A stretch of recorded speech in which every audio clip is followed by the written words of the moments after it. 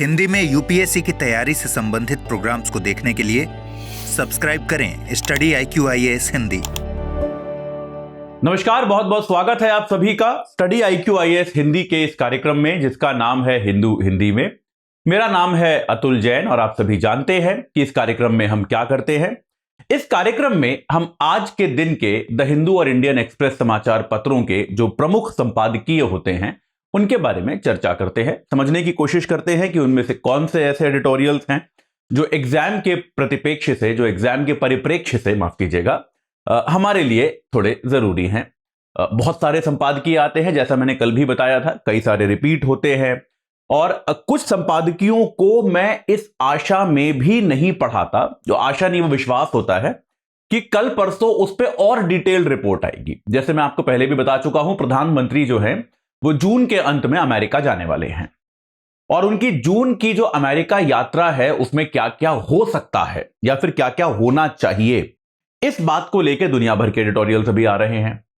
एक दो आपको मैंने पढ़ाए भी क्योंकि वो भारत अमेरिका संबंधों के इतिहास पे बात करते थे, जो कि अच्छी जानकारी है।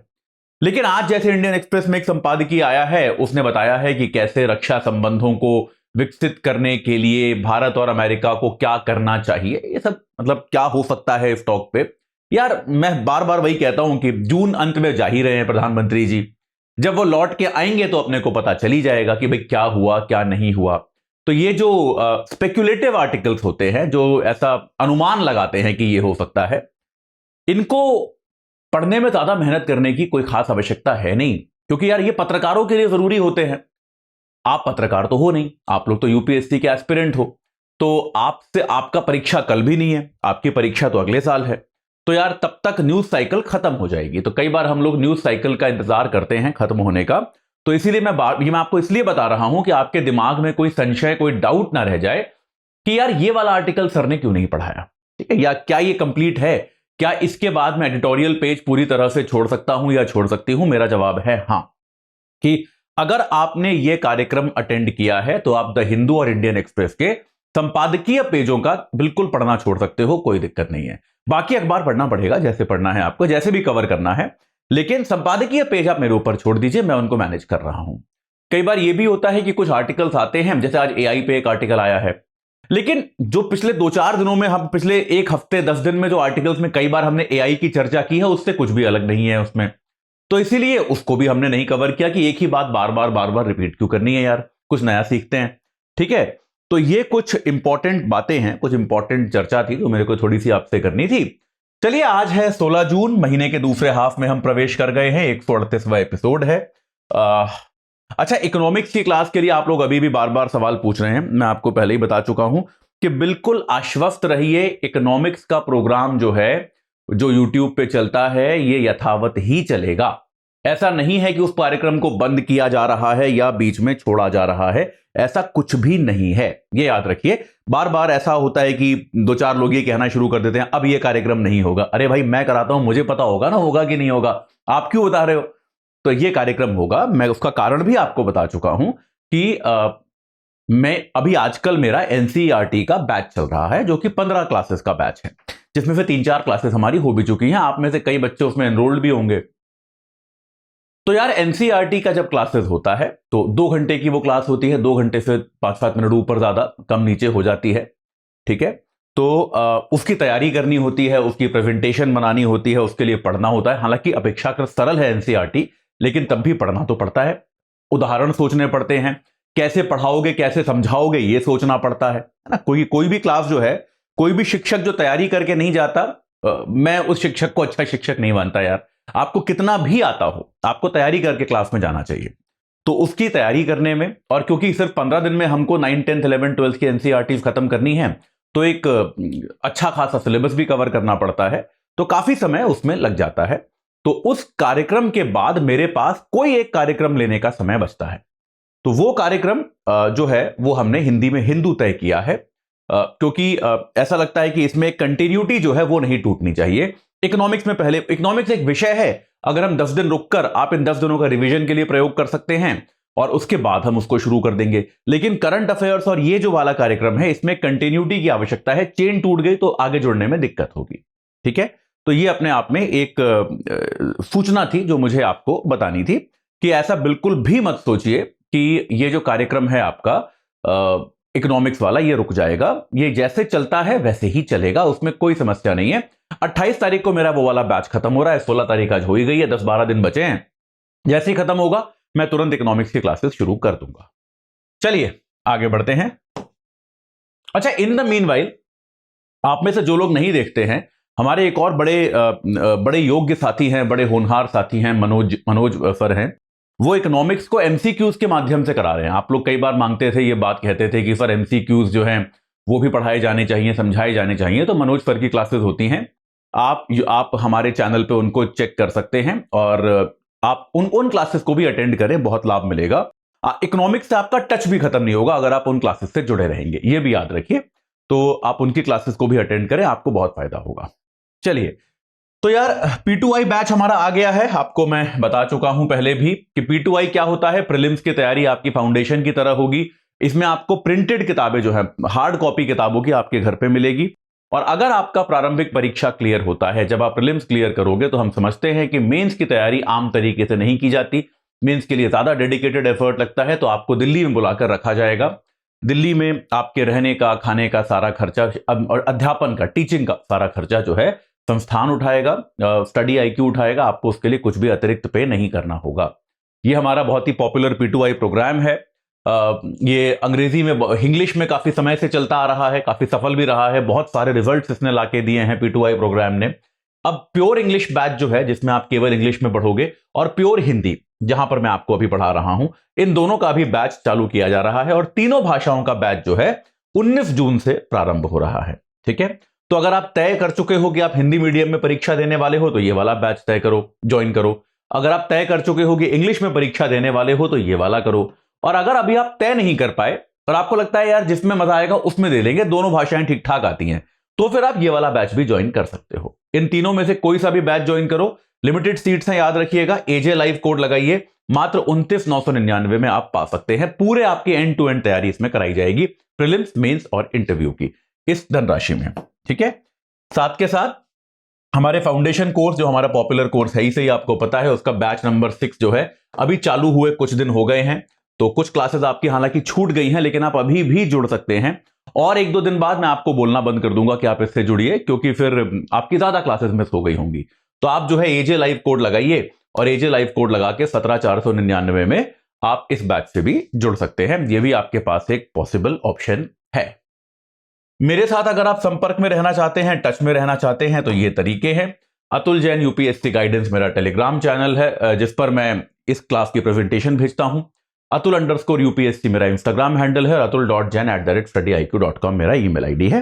इन सारे तरीकों से आप मेरे साथ जुड़े रह सकते हैं, मेरे साथ चर्चा विचर्चा आप कर सकते हैं। चलिए आगे बढ़ते हैं। तो भाई आज का पहला समाचार जो है वो है समान नागरिक संहिता पर, यानी कि यूनिफॉर्म सिविल कोड पर। तो भाई समान नागरिक संहिता है क्या? भारत में सबसे पहली बात ये याद रखिए, इसको लेके मैंने कई बार, मैं बच्चों से बात करता हूं तो बड़ी तरह के कंफ्यूजन बच्चों के अंदर होते हैं। सबसे पहले वो कंफ्यूजन क्लियर करते हैं। भारत में अपराध करने पर सेम सजा है, ये याद रखिए। कानून जो होते हैं 2 तरह के होते हैं। एक होते हैं आपराधिक, जिनको हम कहते हैं क्रिमिनल, और दूसरे होते हैं सिविल, जिनमें हम परिवार, तलाक, शादी, संपत्ति, इस प्रकार के मामले देखते हैं। तो भारत में आपराधिक मामलों में एक ही कोड है, एक ही कानून है। कल मैं एक छात्र से बात कर रहा था और वो कह रहा था सर कि हत्या करने पर हिंदुओं के लिए अलग सजा है, मुसलमानों के लिए अलग सजा है। ऐसा नहीं है, ठीक है, ये आप याद रखिए। तो पता नहीं वो छात्र अकेला है ऐसा सोचने में। आजकल मेरे को व्हाट्सएप से भी बहुत डर लगता है कि हो सकता है ये सारी खबरें भी व्हाट्सएप पे आ रही हों, तो इन पे विश्वास मत कीजिएगा। आप आपराधिक मामलों में अगर आप चोरी करेंगे, आप किसी भी धर्म के हो, किसी भी जाति, प्रजाति, जनजाति के हो, आपको बराबर सजा मिलेगी। तो आपराधिक मामलों में बेटा समान नागरिक संहिता हमेशा से रही है कि सबके लिए कानून एक रहेगा। हत्या करोगे, आप हिंदू हो, मुसलमान हो, आप जनजाति से हो, शेड्यूल कास्ट हो, कोई भी हो, आप पर एक ही कानून लगेगा, एक जैसी ही आपकी सुनवाई होगी। क्लियर है?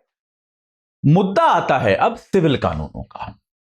तो यार सिविल कानूनों को लेके भारत में बहुत सारी विविधताएं हैं। भारत में कई सारे धर्म हैं, भारत में कई सारी जातियां जनजातियां हैं, ठीक है। और जातियां चलिए ठीक है, हम फिर भी एक धर्म के अंतर्गत उनको मानते हैं, लेकिन जनजातियां हैं। जनजातियों के अपने खुद के कस्टम होते हैं, खुद के विचार होते हैं, खुद के पारंपरिक तौर तरीके होते हैं। तो शुरुआत में जब संविधान बन रहा था तब यह चर्चा की गई कि यार समान नागरिक संहिता जो है, क्या हम ऐसा कर दें कि शादी, तलाक, संपत्ति का बंटवारा कैसे होगा बच्चों के बीच में, इस प्रकार की चीजों के लिए एक ही कानून पूरे देश में लगा दें। डॉक्टर भीमराव अंबेडकर इसके पक्ष में थे। यह भी मैं आपको बता दूं, संविधान सभा की डिबेट्स के अनुसार डॉक्टर भीमराव अंबेडकर कहते थे कि हां, होना चाहिए भाई, हम एक देश बना रहे हैं तो हमें सख्ती के साथ ही एक कानून लागू कर देना चाहिए सिविल मामलों में भी। लेकिन बहुत सारे ऐसे लोग थे जिनका यह कहना था कि यार आप इस बात को समझिए कि अगर हम एक कानून लगाएंगे तो वो कौन सा कानून लगाएंगे, किस धर्म का कानून आप लगाओगे अगर आप एक कानून लगाना चाहते हो। और इसके अलावा एक बात जो मैं कई बार आपको पहले भी समझा चुका हूं कि मेरे विचार में कानून इत्यादि को धर्म और आस्था के मामलों से थोड़ा दूर रहना चाहिए। यह मैं व्यक्तिगत तौर पे मानता हूं। जैसे मैं आपको उदाहरण भी देता हूं, जब शबरीमाला में कोर्ट ने आदेश दिया कि महिलाओं को प्रवेश करने देना चाहिए, अब मेरा व्यक्तिगत विचार है कि इस निर्णय की कोई जरूरत नहीं थी, यह निर्णय गलत था। यह मेरा व्यक्तिगत विचार है। मेरा यह मानना है कि यार मंदिर है, धार्मिक आस्था का केंद्र है, आप वहां पे वैज्ञानिक लॉजिक क्यों लगा रहे हो कि आदमी और औरत एक जैसे होते हैं या हमको सबको समानता का अधिकार देना है। वैज्ञानिक लॉजिक मत लगाओ ना।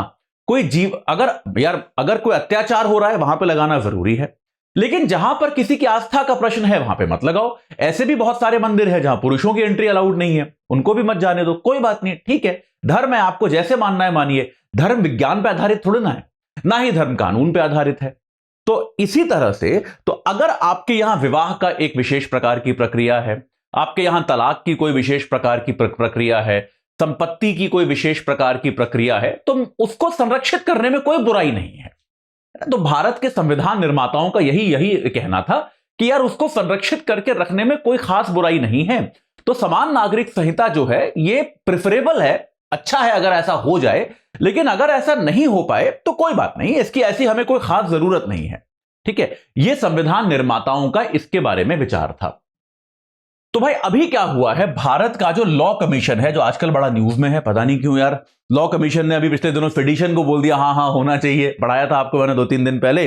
अब उन्होंने क्या किया, विचार आमंत्रित किए हैं लोगों से कि समान नागरिक संहिता पे आप क्या कहते हो। जनता से विचार आमंत्रित किए हैं, जो भी बुद्धिजीवी हैं, जनता है, आप भी उनकी वेबसाइट पे जाके अपने विचार अभिव्यक्त कर सकते हो कि भाई मेरा ये विचार है।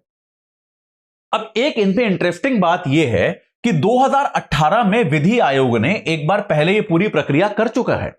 2018 में विधि आयोग जो है एक बार पूरी ये प्रक्रिया कर चुका है।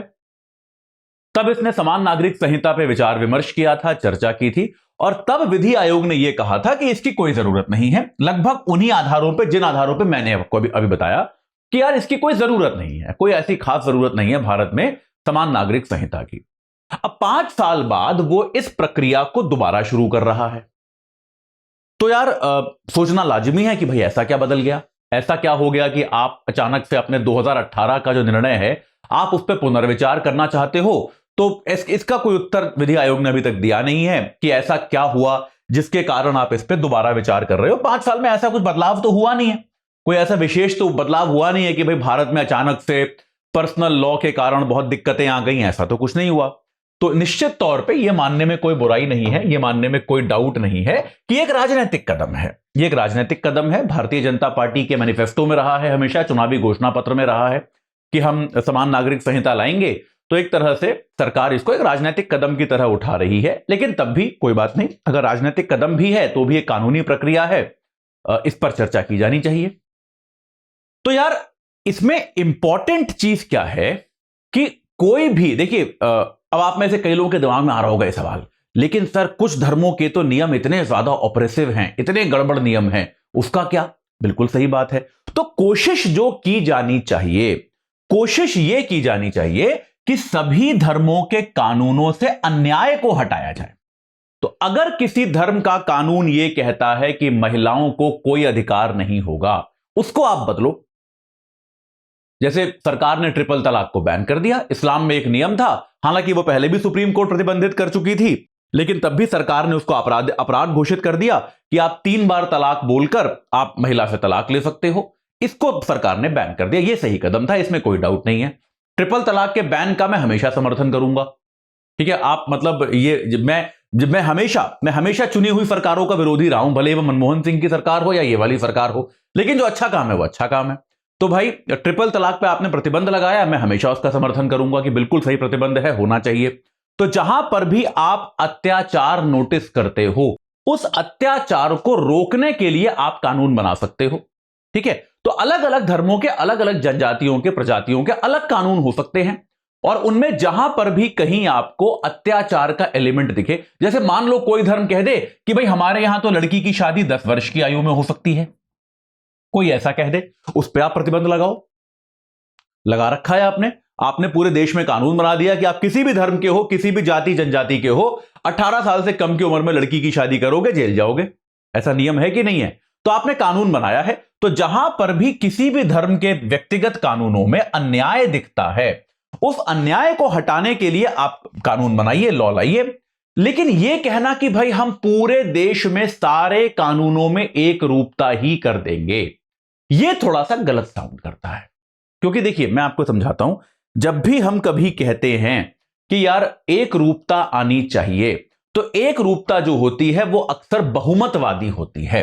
कि यार ये एक इंपॉर्टेंट चीज है कि मैं एक बार एक स्कॉलर से मेरी बातचीत हो रही थी, और उन स्कॉलर ने ही मेरे को ये एक चीज बताया कि यार बहुमतवादी ये कैसे होता है। और ये मैं इसलिए सोच रहा था क्योंकि ये बातचीत जो हो रही थी, ये द हिंदू में जो चिट्ठियां लिखी जाती हैं, उन चिट्ठियों के माध्यम से हो रही थी। मैंने एक पत्र लिखा था, वो छपा था, फिर उस स्कॉलर ने एक पत्र लिखा, वो छपा, फिर मैंने एक पत्र लिखा, वो भी छपा, फिर उसने एक पत्र लिखा, वो भी छपा।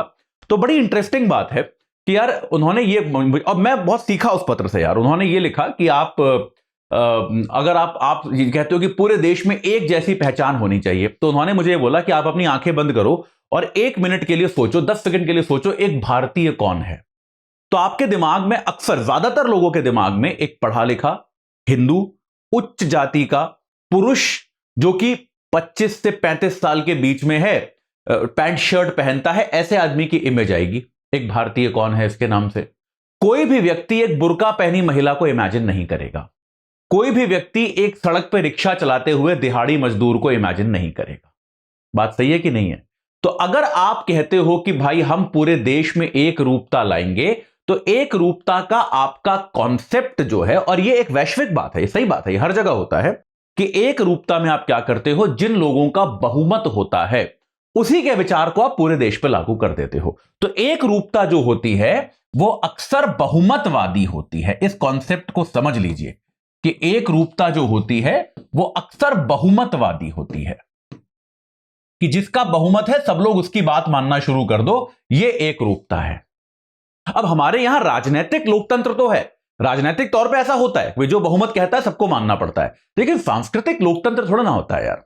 सांस्कृतिक तौर पे तो यार अगर मैं अकेला भी एक धर्म को मानता हूं, तो भी मेरे को उस धर्म को मानने की पूरी इजाजत है यार, कोई दिक्कत नहीं। आप अपने नियम कायदे मेरे पे थोप थोड़े ना सकते हो।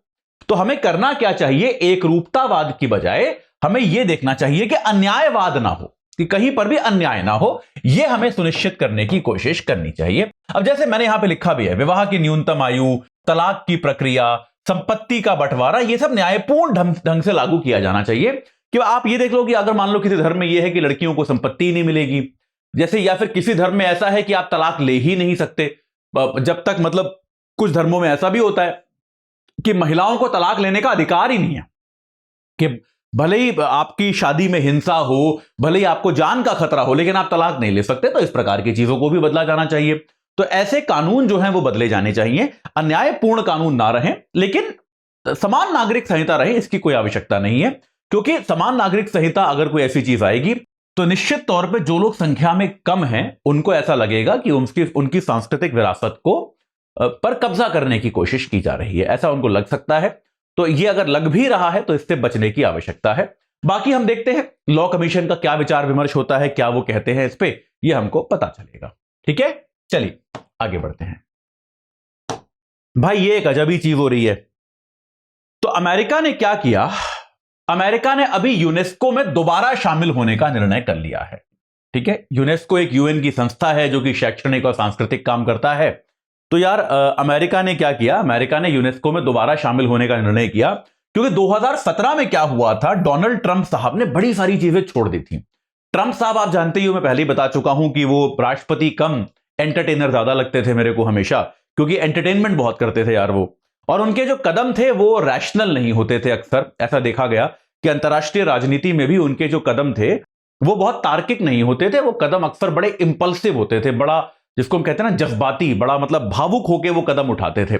तो ट्रंप साहब ने यूनेस्को छोड़ दिया था, और उस टाइम उन्होंने कहा था कि यूनेस्को जो है वो इजराइल विरोधी है, और हम सभी को पता है कि यार इजराइल जो है वो अमेरिका का सबसे बड़ा एलाई है, सबसे बड़ा मित्र है। तो अमेरिका ने कहा कि यार यूनेस्को जो है वो तो इजराइल विरोधी है, और हम ऐसे किसी संस्था में नहीं रहेंगे जिसका स्टैंड हो कि वो इजराइल के खिलाफ है, हम उनके साथ नहीं रहेंगे। इसमें खाली ट्रंप साहब दोषी नहीं है, 2011 में भी पहले एक बार बराक ओबामा साहब भी फंडिंग बंद कर चुके हैं यूनेस्को की, हम फंड नहीं करेंगे क्योंकि हमारी नीतियों के खिलाफ जाता है। ठीक है, इसके अलावा ट्रंप साहब ने केवल यूनेस्को नहीं छोड़ा, ट्रंप साहब ने पेरिस एग्रीमेंट जो है, आपका पेरिस समझौता जो है वो भी छोड़ दिया था। उनका यह कहना है कि पेरिस समझौता क्या है, आपका पर्यावरण जो जलवायु परिवर्तन को लेके है, उस पर उन्होंने कहा कि चीन और भारत ने मिलकर अमेरिका को बेवकूफ बनाया है, और सारी सुविधाएं चीन और भारत को मिल रही हैं, अमेरिका के साथ तो गलत किया जा रहा है, इसलिए मैं पेरिस समझौता भी छोड़ रहा हूं। साथ के साथ ट्रंप साहब ने WHO भी छोड़ दिया कि विश्व स्वास्थ्य संगठन जो है यह भी ठीक से काम नहीं कर रहा, मैं इसको भी छोड़ रहा हूं। तो ट्रंप साहब जो है वो अमेरिका को एकदम दुनिया भर के संस्थानों से अलग थलग करते चले गए। तो अभी क्या हुआ, अमेरिका ने यूनेस्को में दोबारा शामिल होने का निर्णय किया। अब यहां पे बेटा सोचने वाली बात यह है कि चलो 2017 में डोनाल्ड ट्रंप ने इसको छोड़ दिया, 20 में ट्रंप साहब चले गए, 20 में तो बाइडेन आ गए, 2020 से लेके 2023 तक अमेरिका शामिल क्यों नहीं हुआ? अगर आपको यह लगता है कि ट्रंप का राजनीतिक निर्णय था, ट्रंप थोड़े से अजीब से राष्ट्रपति थे, वो तो भाई उनके जाने के बाद आप तुरंत शामिल हो सकते थे ना। तो अगर आप उनके जाने के बाद तुरंत शामिल होते तो यह समझा जाता कि ट्रंप का जो निर्णय था वो गलत था, आपने आने के बाद उस निर्णय को परिवर्तित कर दिया। लेकिन इस अमेरिका ने उस निर्णय को 3 साल चलाया, ट्रंप के जाने के बाद भी। 2020 में ट्रंप की सरकार चली गई, बाइडेन की सरकार आ गई, बाइडेन की सरकार का भी आखिरी साल है, ठीक है, लेकिन तब तक ट्रंप के इस निर्णय को चलाया गया, चलाते रखा गया। और अब क्यों वापस आए हैं ये? क्योंकि इनको ऐसा लग रहा है कि यार यूनेस्को से हम निकल गए ना, तो यूनेस्को में चीन का दबदबा बहुत ज्यादा बढ़ गया है। क्योंकि यार यूनेस्को जो है दुनिया भर के शैक्षणिक, वैज्ञानिक और सांस्कृतिक इन मुद्दों पे चर्चा करता है, कई बार नियम कायदे भी बनाता है। तो इनको ऐसा लगता है कि यार एआई जो है, खास तौर पे आर्टिफिशियल इंटेलिजेंस, ये आने वाले समय का भविष्य है। ये हम सभी जानते हैं, एआई जो है वो आने वाले समय में फ्यूचर है। वो हमको समझ में आएगा कि भाई फ्यूचर एआई जो होता है वो क्या होता है और किस तरह से दुनिया को वो चलाएगा। तो अमेरिका को लगता है कि यार एआई बड़ा इंपॉर्टेंट है, और एआई के लिए नियम कायदे बनाने में यूनेस्को बहुत बड़ी भूमिका अदा करता है। तो अगर अमेरिका यूनेस्को को छोड़कर चला गया तो एआई के जो ये नियम कायदे बन रहे हैं, इनको बनाने में चीन का दबदबा जो है वो बढ़ता जा रहा है। यह अमेरिका को स्वीकार नहीं हुआ कि यार हमारी अनुपस्थिति में जो सबसे बड़ा रोल था, जो सबसे प्रीडोमिनेंट रोल था, वो तो चीन को मिल गया, और यह गलत बात है, यह हमें स्वीकार नहीं है, हमको इसे रोकना पड़ेगा। इसके लिए अमेरिका वापस आया है। बिल्कुल भी इस बात को लेकर शक में मत रहिएगा कि अमेरिका यूनेस्को के भले के लिए वापस आया है, नहीं। अमेरिका वापस आया है क्योंकि उसको लगा कि यार अब यूनेस्को पे चीन का धीरे धीरे कब्जा होता जा रहा है, इसे हमें बदलने की आवश्यकता है, इसके लिए अमेरिका लौट कर आया है। ठीक है, ये मैंने आपको बता दिया। चीन को एआई के नियम तय करने की खुली छूट मिली, ये आपको बता दिया। अब यार इंपॉर्टेंट चीज क्या है कि यार ये जो वैश्विक संस्थान है, इनकी अपनी एक गरिमा होनी चाहिए।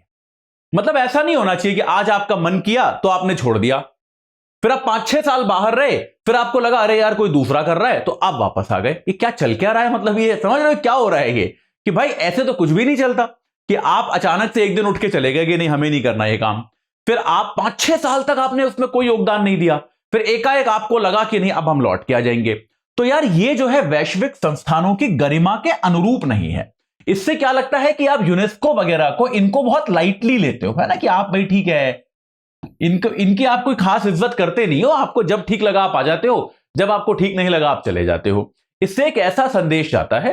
तो यूनेस्को को खुद और जो बाकी सदस्य देश हैं, जैसे भारत है, बाकी सदस्य देश है, हमें इसका विरोध करना चाहिए कि यार नियम बनने चाहिए कि आप छोड़ के जाओगे तो कैसे जाओगे, और छोड़ के जाने के बाद वापस आओगे तो कैसे आओगे, इसके नियम बनने चाहिए। ये ऐसे कंसेंट पे नहीं, ये ऐसी इच्छा पे नहीं होना चाहिए कि हाँ भाई चलो अभी आप छोड़ के चले गए, अभी आप वापस आ गए, ऐसा नहीं होना चाहिए। इसको लेके कुछ स्पष्ट नियम कायदे, कुछ पॉलिसी बनाई जानी चाहिए, यह जरूरी है, ताकि इन वैश्विक संस्थानों की जो गरिमा है उसको बरकरार रखा जा सके। चलिए आगे बढ़ते हैं। हाँ यार, कुछ कुछ आर्टिकल कई बार ऐसे आते हैं जो वैचारिक आर्टिकल होते हैं, जिनको पढ़ के, जिनको समझ के आपका विचार डेवलप होता है। ये थोड़े से फिलोसॉफिकल आर्टिकल्स होते हैं, थोड़े से सामाजिक आर्टिकल्स होते हैं, क्योंकि क्या होता है कि अक्सर समाचार पत्रों में जो चीजें छपती हैं वो बड़ी राजनीतिक होती हैं, उन पर हम बड़ी राजनीतिक तरीके से सोचते हैं, बहुत राजनीतिक चर्चा करने की कोशिश करते हैं, भले ही वो भारत के अंदर की हो या भारत के बाहर की हो, अंतर्राष्ट्रीय राजनीति की हो। उसमें कई बार कुछ विचार ऐसे भी होते हैं जो हमें उस राजनीति, उस समझ के बियॉन्ड जाके करने चाहिए। तो आज एक आर्टिकल ऐसा आया जो कि हालांकि शुरू राजनीति से होता है, लेकिन उस पार्ट को हम इग्नोर कर देंगे, कोई बात नहीं। इसीलिए आप देखेंगे इस फोटो में मैंने कर्नाटक के मुख्यमंत्री सिद्धरमैया को काट दिया। ये फोटो क्या था, ये हाथ जो है सिद्धरमैया साहब के हैं, ये इस महिला को फ्री का बस टिकट दे रहे थे, तो मैंने जानबूझ के सिद्धरमैया साहब को काट दिया कि यार मुझे वो चर्चा करनी ही नहीं है। तो हुआ क्या है कि कर्नाटक में जो सरकार थी, जब कर्नाटक में हमको पता है नई सरकार बनी है, चुनाव हुए, वहां पे कांग्रेस पार्टी विजयी हुई, और सिद्धरमैया साहब की जो सरकार बनी, उन्होंने क्या किया, महिलाओं को मुफ्त में बस यात्रा की सुविधा दी। अब महिलाओं को मुफ्त बस यात्रा की सुविधा पे हर तरह की प्रतिक्रिया आपको देखने को मिलेगी। एक बहुत बड़ी प्रतिक्रिया जो है, जो कि काफी लोगों की तरफ से आ रही है, वो इसकी तारीफ कर रही है कि भाई बहुत अच्छा कदम है, होना चाहिए, जनता की सेवा के लिए, फलाना फलाना, ये सब बोल के वो इसकी तारीफ कर रही है। पर ऐसा भी एक बहुत बड़ा वर्ग है जो ये कह रहा है कि भाई मुफ्त कुछ भी चीज क्यों देनी चाहिए, आप जो है कोई भी किसी भी चीज को मुफ्त क्यों प्रदान करते हैं, आप उसके पैसे लीजिए और आप अन्य सुविधाएं प्रदान कीजिए। तो अब ये कदम अच्छा है कि बुरा है, सरकार को क्या करना चाहिए, इस पे हम चर्चा नहीं करेंगे। तो आज जो ये आर्टिकल आया है, ये आया है कि यार महिलाओं के लिए एक जगह से दूसरी जगह जाने की सुविधा, इसकी क्या महत्ता होती है। देखिए, इस तरह के टॉपिक्स कई बार आपको सीधे सीधे मेंस में पूछ लिए जाते हैं, कई बार निबंध में आते हैं। आजकल ये टॉपिक्स निबंध में आते हैं। आजकल क्या होता है, एसए का पेपर आप देखिएगा, पिछले साल का ऐसा पेपर आता है, ज्यादातर बच्चे बोलते हैं कि सर हमको तो टॉपिक ही समझ में नहीं आया, एक भी इसमें करना क्या था। आप देखिएगा टॉपिक्स, आप पिछले साल के, आज का आपका होमवर्क है, आप 2022 के मेंस का एसए का पेपर एक बार देखिए कि भाई उसमें क्या पूछे गए हैं, क्या निबंध पूछे गए हैं। तो यार बहुत बच्चों की शिकायत ये होती है कि सर इसमें लिखना क्या है, ये क्या है, इसमें हम क्या लिखें। तो आपके पास ये बहुत जरूरी है कि जब आप तैयारी कर रहे हैं, ऐसे बहुत सारे छोटे छोटे विचार आपके पास विकसित हों जिनका आप वहां पे प्रयोग कर पाएं। अगर आप ये कर पाओगे तो आपको वो टॉपिक समझ में आएंगे, वरना वो टॉपिक ही समझ में नहीं आएंगे। तो यार यहां पे लेखिका ये कहती हैं कि महिलाओं के लिए गतिशीलता और घर के बाहर जाना हमेशा से समस्याप्रद रहा है। देखिए, महिलाएं ऑप्रेस्ड हैं, इसमें तो कोई डाउट नहीं है। महिलाएं जो हैं उनके साथ भेदभाव किया जाता है, इसमें भी कोई समस्या नहीं, इसमें भी कोई समस्या तो है, इसमें कोई डाउट नहीं है, इसमें कोई शक नहीं है कि महिलाओं के साथ भेदभाव किया जाता है। इस भेदभाव का सबसे बड़ा मैनिफेस्टेशन, यानी कि सबसे ज्यादा मूर्त होते हुए यह भेदभाव हमें कहां दिखता है, जब भी घर के बाहर जाने की बात आती है। होता है कि नहीं होता है कि महिलाओं के घर के बाहर जाने पर भारी प्रतिबंध होते हैं। ये अक्सर परिवारों में होते हैं। कई बार ये प्रतिबंध जो होते हैं ये पितृसत्तात्मक होते हैं, कई बार ये प्रतिबंध जो होते हैं ये इनकी सोच खराब नहीं होती है, महिलाओं की सुरक्षा के लिए होते हैं, लेकिन होते हैं। यहां तक कि मुझे अभी भी याद है, जब मैं दिल्ली में यूपीएससी की तैयारी कर रहा था, तो एक दो मेरे जान पहचान के लोग थे। जैसे एक मेरा आईआईटी में प्रोफेसर थे, उनकी बेटी जो थी वो मिरांडा हाउस में पढ़ती थी। तो मैं भी मिला उनसे एक बार, क्योंकि वो प्रोफेसर मेरे काफी अच्छे मित्र थे। आईआईटी में कुछ प्रोफेसर आपके मित्र बन जाते हैं। तो मैं फिर उनकी बेटी से मिला, उनकी बेटी से भी मैं मिला था एक आध बार कैंपस में, जो सोशल गैदरिंग में। तो मैं एक दिन उससे मिला, और छोटी थी हम लोगों से उम्र में काफी, तो मुझे लगा कि भाई ठीक है। और तो मैंने एक दिन उसको पूछा कि यार चलो आसपास कहीं अच्छी जगह कहीं खाना खाने चलते हैं। तो उसने मुझे ये बोला कि शाम को 7 बजे हमें हॉस्टल के अंदर लौटना होता है। तो अब मुझे लगा कि दिल्ली में आप रहते हो जहां पे सारे स्टूडेंट्स हैं, शाम को 7 बजे हॉस्टल के अंदर लौटना होता है, मतलब आप कहीं पर भी खाना खाने ही नहीं जा सकते, आप डिनर तो कर ही नहीं सकते किसी के साथ कभी भी। तो उसने बोली हाँ यही नियम है, हम किसी से मिलते भी हैं तो लंच पे मिलते हैं, डिनर पे तो हम मिल ही नहीं सकते भाई, हमारे हॉस्टल के अंदर ये रूल है। आपने कहा यार बड़ी अजीब बात है। तो फिर अब देखिए, जबकि मैं दिल्ली यूनिवर्सिटी के एक बहुत शानदार और बहुत ही नंबर 1 कॉलेज में से एक जो माना जाता है, उसके गर्ल्स हॉस्टल की बात कर रहा हूं, वहां पर भी इस तरह का प्रतिबंध है। शहरों के अंदर, घरों के अंदर, गांव देहात के अंदर भी इस तरह के प्रतिबंध होते हैं, यह हमको पता है। तो महिलाओं के लिए गतिशीलता की एक जगह से दूसरी जगह जा पाना और घर के बाहर निकल पाना, यह अपने आप में बहुत समस्याप्रद बात हमेशा से रही है। ठीक है, यह अपने आप में बहुत ही इंपॉर्टेंट बात है, बहुत ही समस्याप्रद बात है। और यहां तक कि ऐसी महिलाएं जो हम मानते हैं कि जिन्होंने महिलाओं की उन्नति के लिए बहुत कुछ किया, जो पायोनियर्स थी अपने क्षेत्र की, सावित्रीबाई फुले, आनंदीबेन जोशी, कादम्बिनी गांगुली, जो महिलाओं की शिक्षा के क्षेत्र में, महिलाओं की उन्नति के क्षेत्र में जिन्होंने जबरदस्त काम किया, जब ये भी अपने घरों से निकल के स्कूल कॉलेज तक जाती थी या काम पे जाती थी, तो ये इतिहास की किताबों में लिखा हुआ है, आपको पढ़ाया जाएगा इतिहास में ये, कि इन पर लोग कीचड़ फेंकते थे, इन पर पत्थर फेंकते थे, इन पर गोबर फेंकते थे, इनको वेश्या बुलाते थे। यानी कि घर से बाहर निकलती हुई महिला अपने आप में पितृसत्ता को चुनौती देती है, पेट्रियार्की को चुनौती देती है जब कोई महिला घर से बाहर निकलती है। और पेट्रियार्की को, पितृसत्ता को चुनौती देना बहुत ज्यादा आवश्यक है। मैं बार बार अपनी क्लासेस में समझाता हूं कि भाई पितृसत्ता को आप जितनी चुनौती दोगे, आप समाज को उतना बेहतर बनाओगे। अभी मैं कल परसों किसी क्लास में ये बोल रहा था कि भाई ये सब जो पितृसत्तात्मक बातें हैं इनको मत मानना कोई भी, है ना, ये सब चीजें आपको प्रताड़ित करने के लिए बनाई गई है, ये सारी व्यवस्थाएं। तो एक बच्चा बोलता है सर आप तो घर में झगड़ा कराओगे। तो मैंने उस बच्चे को वही कहा कि बेटा अगर समानता की बात से आपके घर में झगड़ा हो रहा है तो आपके घर को परिवर्तित होने की आवश्यकता है ना। वो आपके घर में अगर समानता की मांग से झगड़ा हो रहा है कि सब लोग समान रहें, सबको बराबर अधिकार हो, बराबर सुविधाएं हो, इससे अगर आपके घर में झगड़ा हो रहा है तो प्रॉब्लम आपके घर में है ना। बड़ी दुख की बात है, लेकिन प्रॉब्लम फिर आपके घर में है और कहीं प्रॉब्लम नहीं है। इस बात को समझिए। तो कहीं पर भी अगर महिलाएं घर से बाहर निकलती हैं तो पितृसत्ता को सीधी चुनौती देती हैं, और यह चुनौती देना यह अपने आप में प्रगति का पहला कदम है। प्रगति का पहला कदम क्या होता है? क्योंकि देखिए शांति जो है ओवररेटेड है। हम लोग हमेशा कहते हैं कि अरे पहले तो बहुत शांति होती थी। अभी मैं कल परसों एक आर्टिकल पढ़ रहा था, किसी व्यक्ति ने कहा कि हमारे दादा परदादा के जमाने में तो किसी का तलाक ही नहीं होता था, अब देखो कितने तलाक हो रहे हैं। मेरे ख्याल से बहुत अच्छी बात है, इसमें कुछ खराबी नहीं है, ये बहुत अच्छी बात है। तो आपके दादा परदादा के जमाने में तलाक नहीं होते थे क्योंकि महिलाओं पे अत्याचार होते थे, तब भी उनके पास कुछ ऑप्शन नहीं होता था। अब महिला पे अत्याचार होता है, वो अपना बैग लेती है और घर छोड़ के चली जाती है, आपको तलाक का नोटिस भेजती है, काम खत्म। अच्छी चीज है कि खराब चीज है? तो मेरे विचार में तो बहुत बड़ी तरक्की है, ये बहुत बड़ा एक प्रोग्रेस है। ठीक है, तो ये एक समझिए इस बात को। तो महिलाओं का घर से बाहर निकल पाना हमेशा से एक बहुत इंपॉर्टेंट चीज रहा है, और सामाजिक और आर्थिक बदलाव के लिए, स्वतंत्रता के लिए एक गतिशील महिला बहुत जरूरी है, जो एक जगह से दूसरी जगह जा पाए। क्योंकि यार देखो, आखिरकार महिलाओं को शक्ति देनी है तो उनको आर्थिक स्वतंत्रता देनी पड़ेगी। जब तक किसी महिला की जेब में अपने खुद के पैसे नहीं होते, वो आर्थिक तौर पर स्वतंत्र नहीं होती, तब तक उसका एम्पावरमेंट जो है वो बकवास है, वो नहीं हो सकता। ठीक है, ये आप क्लास में बहुत सारी महिलाएं, बहुत सारी लड़कियां होंगी, उनके लिए भी सीधी सीधी बात है। जब तक आपकी जेब में अपने पैसे नहीं होंगे, तब तक आपकी जो कि आप कितनी पावरफुल औरत हो, ये सब बेकार की बातें हैं। तभी आप पावरफुल बनोगे जब आपकी जेब में आपकी खुद की कमाई होगी, वरना कोई तरीका नहीं है।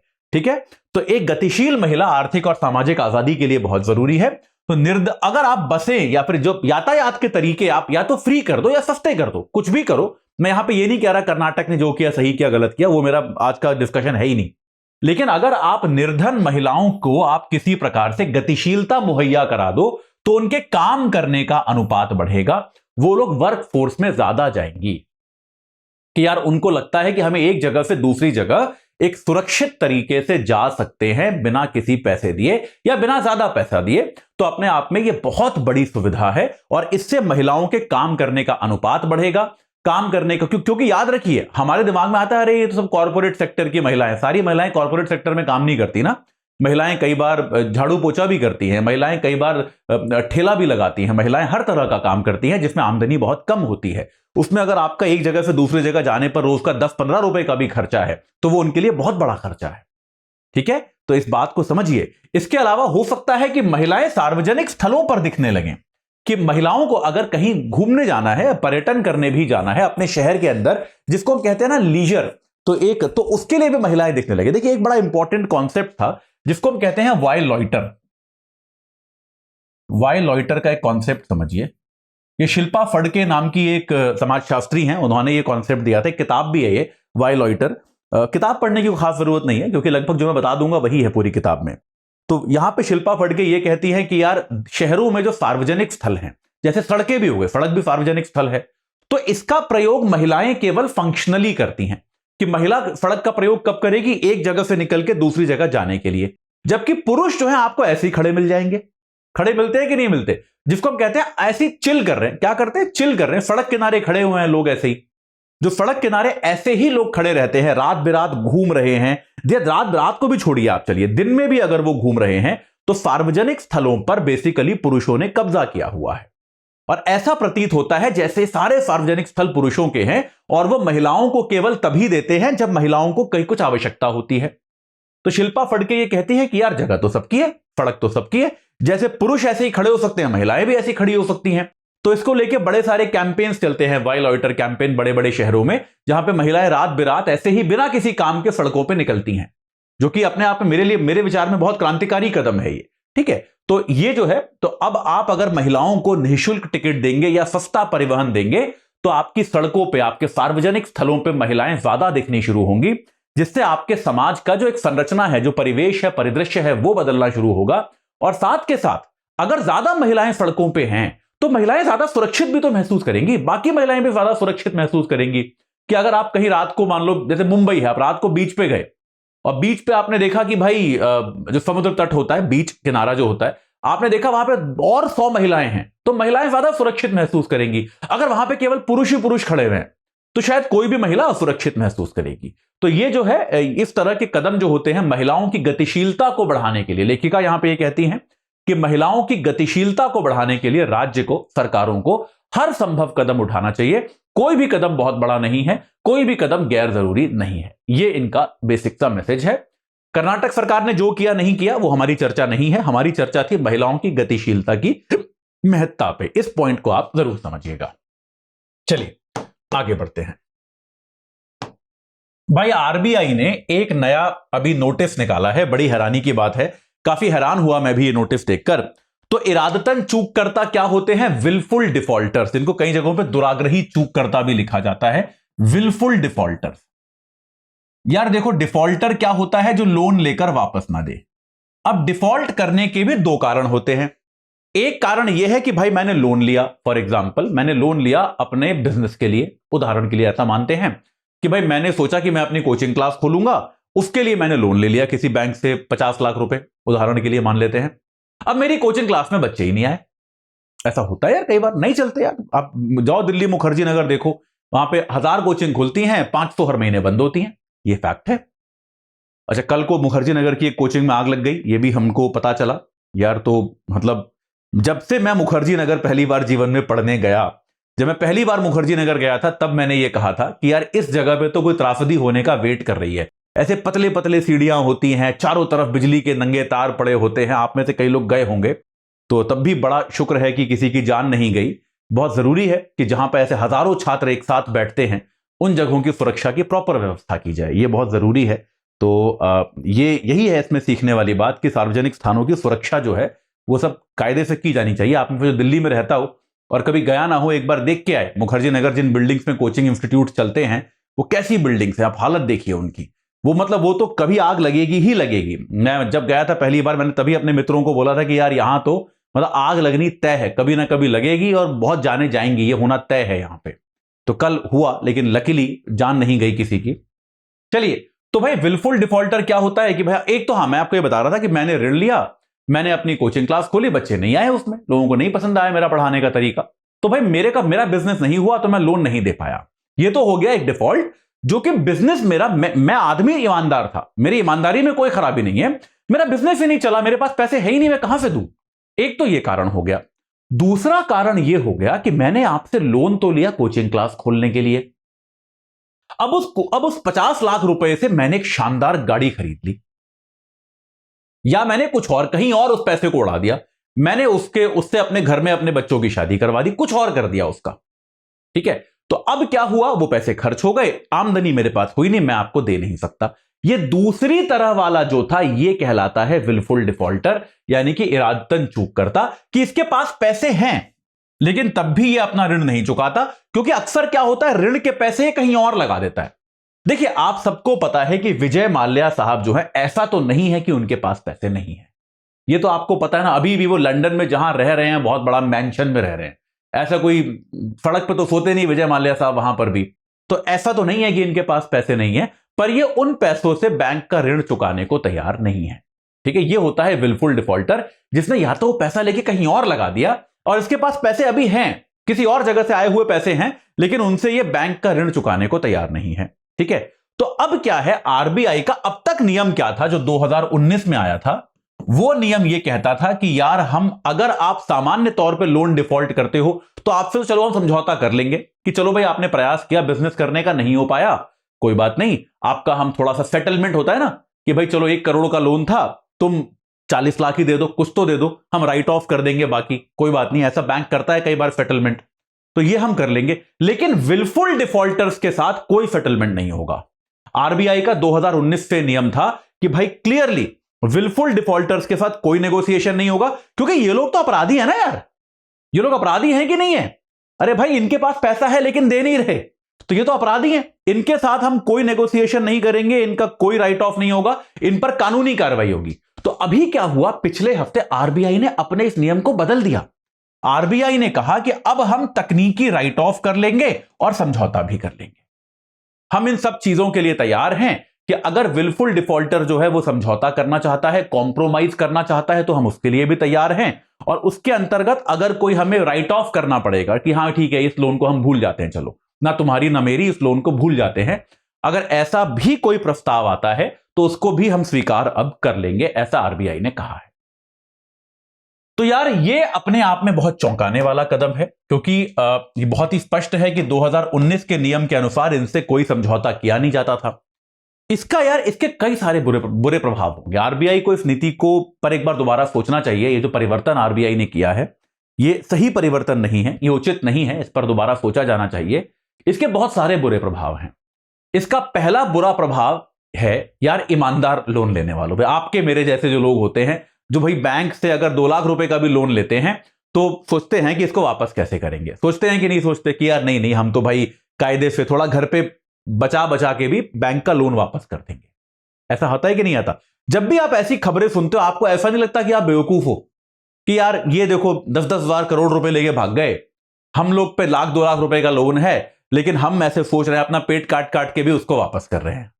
तो ऐसा एक जो ईमानदार आपका बोरोवर होता है, जो ईमानदार व्यक्ति होता है, जो आपसे ऋण लेता है, वो हतोत्साहित होता है, वो डिस्करेज होता है, उसको लगता है कि उसके साथ गलत हुआ, उसको चीटेड फील होता है कि यार मैं भी ये कर सकता था, मैंने तो ये नहीं किया, है कि नहीं? तो एक आपका जो ईमानदार ऋण चुकाने वाला है, उस पर बुरा असर पड़ता है, वो हतोत्साहित होता है, उसको लगता है कि यार ये सिस्टम फेयर नहीं है, मुझे भी यही करना चाहिए था।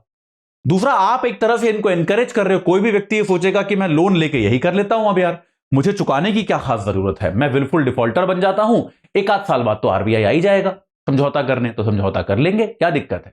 तो ये अपने आप में एक जो है खराब एक कदम इसको कहा जा सकता है, एक खराब नीति इसको कहा जा सकता है। इसके अलावा ये बैंक को होना चाहिए, आपके बैंकिंग व्यवस्था पर भी इसका दुष्प्रभाव पड़ना तय है। क्योंकि यार, समझौते का क्या मतलब होता है? समझौते का एक ही तो मतलब है कि मान लो माल्या साहब ने 100 रुपए लोन लिए हुए थे, तो समझौते का क्या मतलब है कि बैंक बोलेगा चलो माल्या साहब आप 50 ही दे दो और बाकी का हम भूल जाते हैं, यही तो मतलब हुआ। तो बैंकों की परिसंपत्तियां कम होंगी या नहीं होंगी? बैंकों की प्रॉपर्टी कम होनी शुरू हो जाएगी। भाई माल्या ने लोन लिया 100 रुपए, वापस कर रहा है 50 रुपए, संपत्ति कम हो गई या नहीं हुई? तो बैंकों की जो आपकी दशा है, इस पर भी प्रभाव पड़ेगा, क्योंकि समझौते में राशि कम होती जाती है। और तो और आरबीआई ने इसमें यह भी कहा है कि विलफुल डिफॉल्टर अपने सेटलमेंट के बाद 12 महीने बाद यह नया ऋण भी ले सकता है। मतलब सोचो, इमेजिन करो कि कितना एब्सर्ड नियम लाया गया है कि माल्या साहब जो हैं, जो भाई पिछला लोन लेके भागे हुए हैं इतने टाइम से, अब हम उनसे समझौता कर लें और फिर हम बैंकों को कह रहे हैं कि यार साल भर बाद तो माल्या साहब को और लोन भी दे दो। तो ये किस चीज का एक निमंत्रण है? ये घोटालों को निमंत्रण है कि बैंक वाले इनको फिर पैसा देंगे, ये दोबारा ऐसा करेंगे। जबकि ये तो क्लियर है ना, ये पैटर्न है, उस आदमी को समझ में आ गया कि यार मैं बैंक से 10,000 करोड़ रुपए लेता हूं, बैंक मेरे से 2-3 हजार करोड़ रुपए वापस लेके बाकी सारा पैसा छोड़ देता है, मैं अगली बार फिर यही करूंगा। तो ऐसे आदमी को आप दोबारा ऋण देने वाले हो, तो मतलब ये तो यार आप एक तरह से अपने बैंकिंग सिस्टम को गर्त में ढकेल रहे हो कि नहीं ढकेल रहे। तो ये नियम जो है, ये बड़ा समस्याप्रद नियम एक लाया गया है। और डेटा ये कहता है कि भारत में जो टॉप के 50 ऐसे चूक करता हैं, जो टॉप के 50 डिफॉल्टर्स हैं, उन पर 92,570 करोड़ रुपए बकाया है। छोटा मोटा अमाउंट नहीं है बेटा, 92,570 करोड़ तो केवल टॉप 50 विलफुल डिफॉल्टर्स पे बकाया है, जिनमें सबसे ऊपर इसका नाम आता है, ये मेहुल चोकसी जो है, मेहुल चोकसी का नाम सबसे ऊपर आता है। कुछ 10,000 करोड़ के आसपास इस पर है, 9-9.5 करोड़ रुपए कुछ इस पे है शायद। ठीक है, तो ये जो नियम है, ये नियम आपके बैंकिंग व्यवस्था की सशक्तता को कम करेगा, आपकी बैंकिंग व्यवस्था में जो विश्वास है उसको घटाएगा। तो ये बहुत ही स्पष्ट है, इंडियन एक्सप्रेस भी ये साफ साफ कहता है कि यार इस पर पुनर्विचार किया जाना चाहिए, ये नियम जो है ये सही नहीं है, इसको ऐसे लागू नहीं किया जाना चाहिए। जो पहले का नियम था वो ठीक था, हमको इनसे समझौता नहीं करना चाहिए, ये बात इंडियन एक्सप्रेस कहता है। और मैं भी इससे सहमत हूं कि इस पर नियम कड़े ही होने चाहिए, इस पर हमें नियमों में शिथिलता नहीं लानी चाहिए, ये बात एकदम सही है, यही इंडियन एक्सप्रेस भी कहता है। चलिए आते हैं आज के आखिरी आर्टिकल पे। आज 5 आर्टिकल्स हैं। तो यार G20 चल रहा है, आपको पता ही है, बड़े दिन से हमने G20 की बात नहीं की। एक टाइम पे आप लोग बड़ी शिकायत करते थे कि सर रोज ही या तो कोई G20 का पढ़ाते हो या फिर रशिया यूक्रेन का पढ़ाते हो, लेकिन अब देखो दोनों खत्म हो गए कि नहीं हो गए। अब ना तो मैं आपको रशिया यूक्रेन पढ़ाता हूं, ना G20 पढ़ाता हूं। G20 फिर पढ़ाऊंगा, बड़ी बड़ी बैठकें होंगी तो पढ़ाऊंगा उनके बारे में। तो यार हैदराबाद में G20 की एक कृषि बैठक होने वाली है, कृषि क्षेत्र को लेकर, अलग अलग क्षेत्र को लेकर बैठकें होंगी। तो हैदराबाद में एक कृषि क्षेत्र को बैठक होगी। तो उसके पहले एक जो अंतर्राष्ट्रीय कृषि को लेकर एक संगठन है, उसके अध्यक्ष ने एक आर्टिकल लिखा है और उन्होंने बताया है कि यार किस तरह से हमारी कृषि क्षेत्र में बहुत बड़ी एक भूख की समस्या है। और वो बताते हैं कि यार देखो दुनिया में लोग कितने हैं, करीब 7 अरब के आसपास लोग हैं, 700 करोड़ से कुछ ऊपर लोग हैं। सही बात है ना, करीब इतने लोग हैं, 700-750 करोड़ होंगे, वर्ल्ड पॉपुलेशन इतनी होगी करीब। लेकिन ये कहते हैं कि आप अगर देखो तो हम अगर दुनिया का कुल खाद्यान्न देखें तो 10 अरब लोगों के लिए खाद्यान्न उगता है। यानी कि आबादी मान लो आपकी 7.5 अरब है, तो कुल खाद्यान्न की उपज आपकी 10 अरब लोगों के लायक है। यानी कि खाद्यान्न ऐसा नहीं है कि कम है, लेकिन तब भी आपके यहां 80 करोड़ लोग दुनिया में भूखे सोते हैं। दुनिया में 80 करोड़ लोग तब भी ऐसे हैं जिनको पर्याप्त खाना नहीं मिलता, जो कि भूखे हैं। तो समस्या क्या आती है? वितरण की समस्या। आपको पहले पढ़ा चुका हूं ये मैं, वितरण की समस्या एक बड़ी समस्या आती है। इसके अलावा आगे वो कहते हैं कि बहुत सारे छोटे किसान जो होते हैं, आपके लघु कृषक, जिनके पास छोटी जमीनें हैं, जमीन के छोटे छोटे टुकड़े हैं। कितनी बड़ी सोचिए आयरनी है, कितनी बड़ी सोचिए दुख की बात है और हैरानी की बात है कि आपके देश में छोटा किसान भूखा है, जबकि ये छोटे किसान मिलकर दुनिया का 1/3 अनाज उगाते हैं। यानी कि मतलब कि यार दुनिया के लिए ये अनाज उगा रहे हैं, लेकिन खुद इनको नहीं मिल रहा। तो आपके यहां जो भूखे हैं, जो किसान जो हैं, टोटल छोटे किसान, उनमें से 1/3 छोटे किसान जो हैं वो भूख का शिकार हैं। जबकि आप देखते हो कि खाद्यान्न की उपज में, खाद्यान्न के उत्पादन में इनका बहुत बड़ा योगदान है। इसके आगे वो ये भी कहते हैं कि खाद्य असुरक्षित लोग, मतलब जो लोग सामान्य तौर पे भूखे रहते हैं या भूखे रहने का खतरा होता है, उनमें से 75% लोग जो हैं वो ग्रामीण हैं। यानी कि ये भूख की समस्या जो है ये मेजरली एक गांव की समस्या है।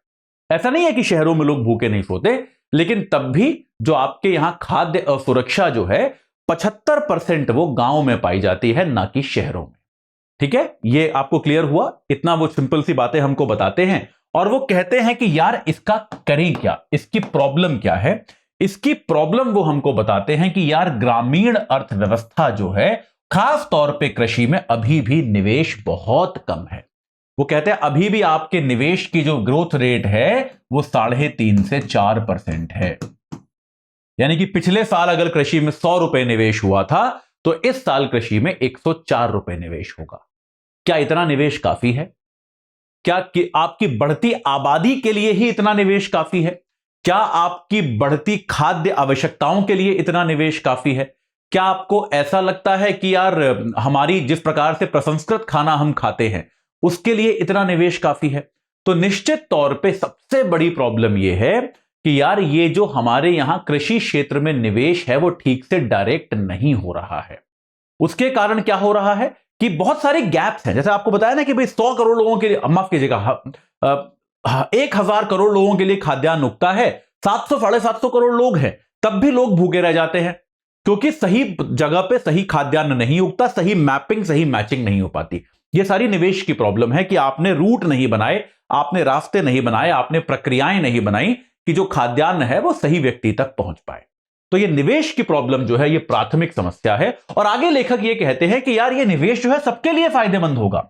जैसे अगर निजी क्षेत्र कृषि में सही से निवेश करना शुरू करे और वही गांव में जाके निवेश करना शुरू करे। कृषि में निवेश करने का मतलब यह नहीं है कि बड़ी फैक्ट्री बना दी आपने मुंबई में, इसका मतलब यह है कि गांव देहात में जाके कृषि की प्रक्रिया में भी आप निवेश करना प्रारंभ करोगे तो आपको बहुत सारे उत्पाद जो है आपके बाकी इंडस्ट्री के लिए सस्ते मिल जाएंगे। इसके अलावा सरकारें जो हैं उनको भूख से निजात मिलेगी। तो यहां पे ये सीधे सीधे बताते हैं कि सरकार अगर हंगर मिटाना चाहती हैं, भूख मिटाना चाहती हैं, तो अगर वो कृषि में निवेश करती हैं तो उसका भूख में मिटाने में 10 गुना ज्यादा योगदान हो सकता है, बजाय इसके कि सरकार कुछ और करे। सरकार बहुत सारे कदम उठाती है भूख के लिए, तो ये कहते हैं सबसे बड़ा कदम जो होता है वो कृषि में निवेश ही है।